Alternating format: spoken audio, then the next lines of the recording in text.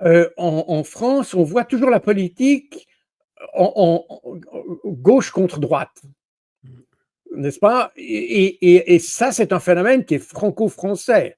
J'entends. Même en Allemagne, on n'a pas exactement ça, puisque d'abord, on a des gouvernements de coalition.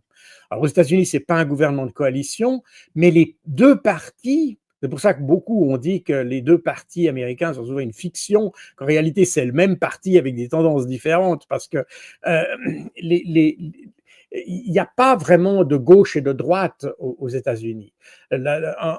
Quelqu'un qui est à la droite du Parti démocrate est probablement plus à droite que quelqu'un qui est à gauche du Parti républicain. Voyez, c'est pas, vous pouvez pas dissocier le phénomène gauche-droite. C'est deux couches qui se superposent, non pas deux blocs qui se côtoient à gauche et à droite. Et cette vision française, elle explique d'ailleurs tous les erreurs de jugement qu'il y a eu sur l'arrivée de Trump, parce que tout le monde y a vu une victoire de la droite, une victoire des souverainistes, etc. Moi, ça me fait toujours rigoler parce que je comprends qu'on soit souverainiste en Europe, puisqu'il y a une entité supranationale. Donc, le fait d'être souverainiste en Europe, c'est d'essayer de dénoncer les abus des structures supranationales. Mais aux États-Unis, souverainiste, ça veut strictement rien dire du tout. Ça veut même dire au contraire que et d'ailleurs c'est ce qu'on voit avec Donald Trump, c'est qu'il impose sa souveraineté aux autres. Le problème des États-Unis, c'est pas d'être souverainiste ou pas, c'est d'être hégémonique ou non. N'est-ce pas? C'est ça le problème des États-Unis. Or, on s'aperçoit que cette tendance hégémonique, elle n'a pas diminué. Alors, quand j'entends certains commentateurs se féliciter du fait que Marco Rubio a reconnu que la multipolarité avait émergé, qu'il n'y avait plus d'unipolarité, là aussi, il faut bien comprendre les phénomènes. Et là, alors bon, après, on est dans des affaires d'approche. Il y a une systématique dans l'analyse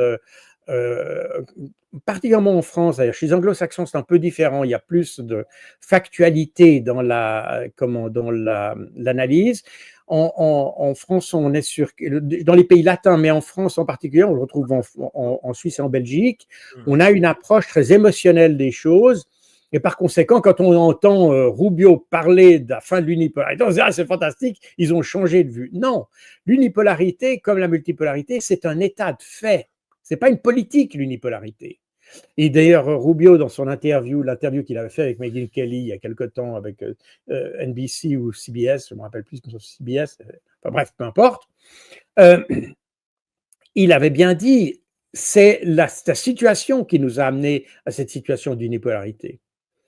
Et c'est cette situation qui était anormale. Ce n'est pas la multipolarité qui est anormale, c'est l'unipolarité. Ça, il l'a reconnu. Mais ce qu'il n'a pas, il n'a pas été plus loin en expliquant que ce qui s'est greffé ou cette unipolarité a facilité une politique des États-Unis qui est une politique qui est hégémonique, qui a je vois d'ailleurs, vous allez me dire c'est un peu paradoxal parce que mon pays, la Suisse, est beaucoup plus petit que les États-Unis, mais on a un peu, je remarque qu'on a le même travers.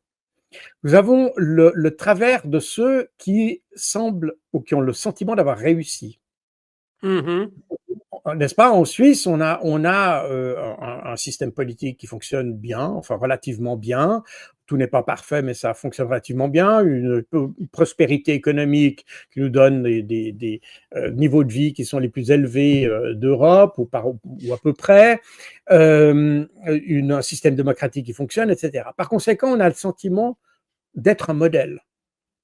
Et les États-Unis ont exactement le même phénomène chez eux.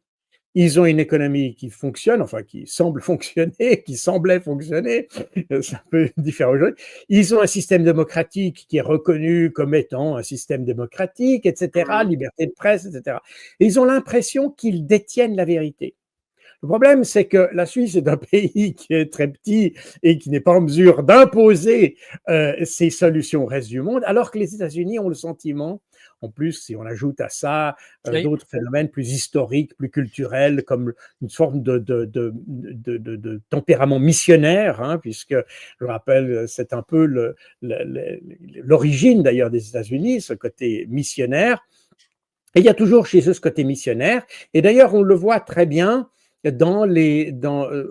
parce qu'on sera peut-être, on en parlera, mais il y a eu cet article récent du New York Times qui parlait de l'importance des services de renseignement américains pour alimenter Oui. le ciblage des Ukrainiens.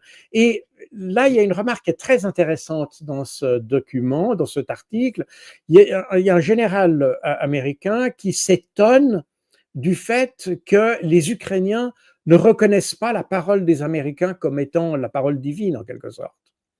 Donc, il y a ce côté tellement convaincu qu'on détient la bonne solution que finalement, on n'arrive même pas à comprendre que les autres puissent s'opposer à soi-même. N'est-ce pas? Donc, quand on parle de Oui, les souverainisme et Américains, c'est d'hégémonie, ça. Un bon Américain, c'est quelqu'un un ami de l'Amérique, c'est quelqu'un qui pense comme l'Amérique et puis c'est tout. eh bien, c'est-à-dire c'est quelqu'un, c'est plus que ça. C'est quelqu'un qui ne peut pas faire autrement que penser différemment des États-Unis, puisque En les plus. États-Unis, c'est le modèle ultime.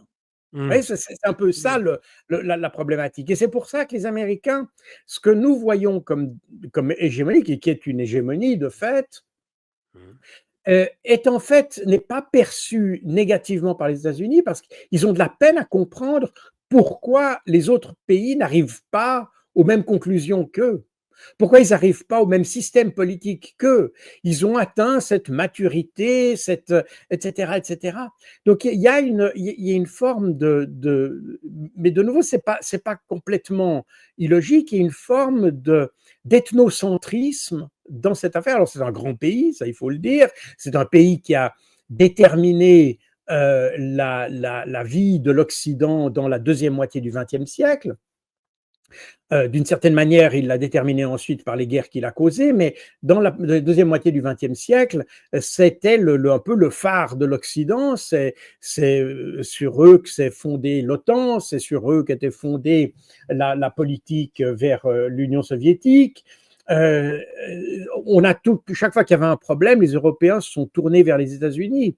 Ils n'ont jamais même essayé vraiment de prendre leur essor. L'Europe a été créée par les États-Unis parce que les États-Unis, contrairement à ce que dit Trump, c'était pas pour nuire aux Américains, mais c'est parce que les Américains pensaient que il fallait avoir une Europe forte pour lutter contre les Soviétiques et que par conséquent, les Américains ont tout fait pour comment soutenir. Et d'ailleurs, assez curieusement, il y a des choses qu'on connaît assez peu, mais vous voyez, les Américains, vous prenez en France le syndicat Force ouvrière, par exemple, c'est une création de la CIA. Les, Totalement, les, ouais. les Américains ont même favorisé la gauche. Ils ne voulaient pas que les communistes arrivent au pouvoir. Ils voulaient pas que le problème, c'était les communistes. Mmh. Mais ils ont pas été. Donc, ils ont créé des forces de gauche opposées aux communistes, si vous voulez. La troisième gauche, oui, souvent, ouais. Exactement, tout à fait. Et donc, on voit que les Américains ont façonné l'Europe de telle manière à ce qu'elle soit une sorte de rempart contre le communisme. Ça a été leur obsession en tout cas du début de la guerre froide. Ça s'est atténué un peu par la suite, mais il y a toujours cette idée de base.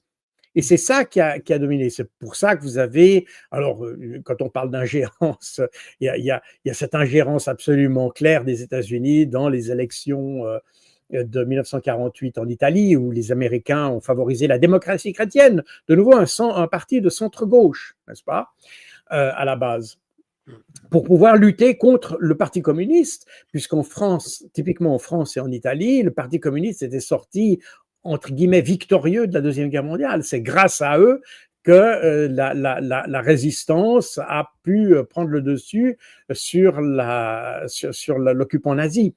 Par conséquent, il fallait lutter contre cette espèce de, comment dire, de ferment communiste au sein des sociétés. Et par conséquent, il fallait pas s'opposer aux communistes de manière frontale, mais créer une gauche qui puisse s'y opposer. Donc voilà, les Américains ont pris en main notre politique parce qu'ils pensaient que nous n'étions pas capables de le faire. Et avec certaines raisons, parce que quand on voit aujourd'hui d'ailleurs la manière dont les Européens voient la situation en Ukraine, mais pas seulement, hein, on s'aperçoit que les Européens ne parviennent pas à se mettre en place. C'est d'ailleurs un argument pour montrer que l'Union européenne, telle qu'elle est, elle avance depuis Maastricht en tous les cas, est une construction qui est fantaisiste d'une certaine manière, parce qu'elle n'arrive pas à accommoder les intérêts politique étrangère, de politique de sécurité, de pays qui sont aussi différents que l'Estonie et le Portugal, par exemple. Voyez. Et donc, on est dans quelque chose, et ça explique pourquoi, d'ailleurs, comme je l'ai dit tout à l'heure, pourquoi l'Union européenne n'a pas de politique étrangère.